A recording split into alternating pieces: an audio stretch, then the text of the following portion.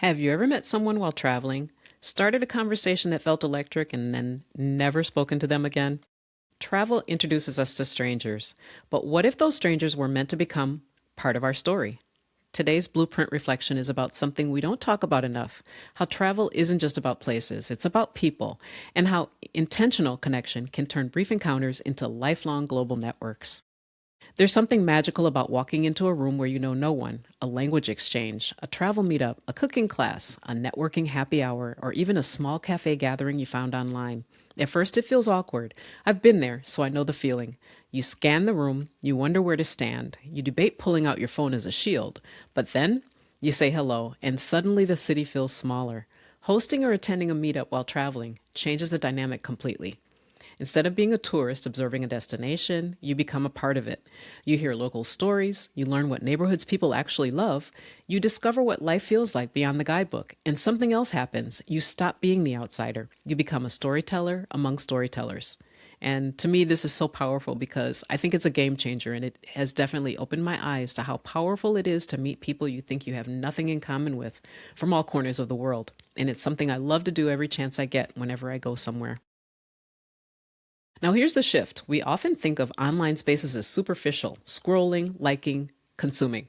But communities are different. There's a big difference between posting a photo and joining a conversation.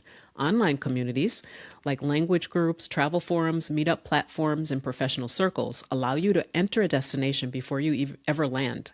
You can ask thoughtful questions, offer value, connect with intention, arrange in person gatherings.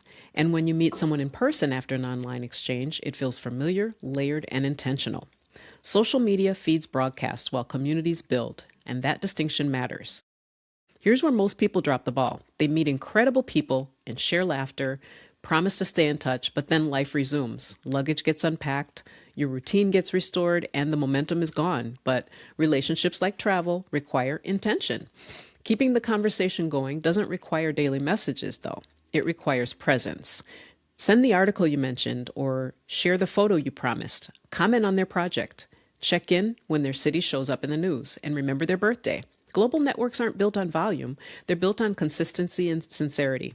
And here's the hidden benefit: when you nurture international relationships, your world expands permanently. You have a friend in Barcelona, a contact in Mexico City, a colleague in London, a host in Buenos Aires.